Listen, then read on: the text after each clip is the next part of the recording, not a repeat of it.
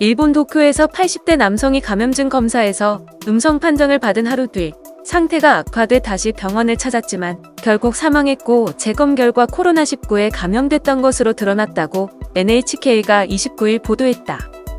전문가들은 PCR 검사는 매우 민감한 검사로 바이러스의 양에 따라 양성과 음성 판정이 잘못 나올 수 있다며 일단 음성 판정을 받더라도 몸 상태에 변화가 없는지 주위에서도 면밀히 지켜보고 이상을 느끼면 곧바로 병원을 찾아야 한다고 말했다.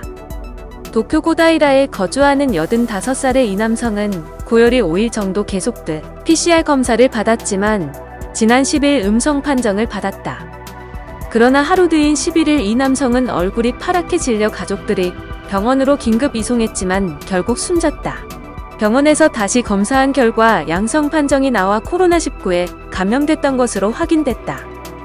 전문가들은 PCR 검사는 목구멍과 코 안쪽 기관지 분비물 등에 들어있는 바이러스 유전자를 인공적으로 증폭시켜 검출하는 매우 민감한 검사법으로 바이러스의 양이나 검체 채취 방법 등에 따라 일정 비율 양성과 음성 판정이 잘못 나올 수 있다고 말한다.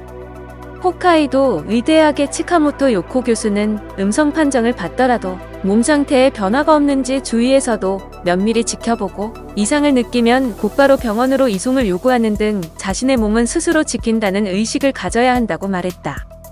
한편 일본의 확진자 수가 다시 가파른 상승세로 돌아섰다.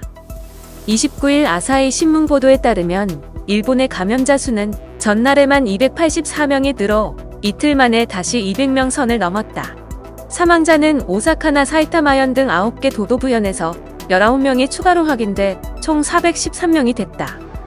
일본 내 확진자 수는 총 13,895명으로 크루즈선 탑승 확진자 712명을 합치면 총 14,607명이다. 이에 따라 오는 5월 6일까지인 긴급사태 선언 기한이 연장될 가능성이 높아 보인다. 일본 정부는 감염증 확산에 따라 지난 7일 도쿄 등 7개 지역에 긴급사태를 선포했고 16일에는 전국으로 대상 지역을 확대했다. 29일 NHK는 긴급사태 선언을 해제하면 감염 확대 위험이 높아질 것을 우려하는 목소리가 각 지방 정부와 전문가들 사이에서 나오고 있다고 전했다. 특히 도쿄도에서 26에서 27일 이틀 연속으로 두 자릿수였던 하루 확진자 수가 28일에 112명으로 늘어나 아직은 정점에 도달하지 않았다는 것을 시사했다.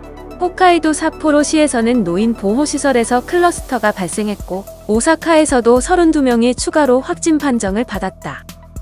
일본 정부는 각지의 감염 상황 등을 신중하게 판별해 긴급사태의 연장 여부를 판단할 방침이다.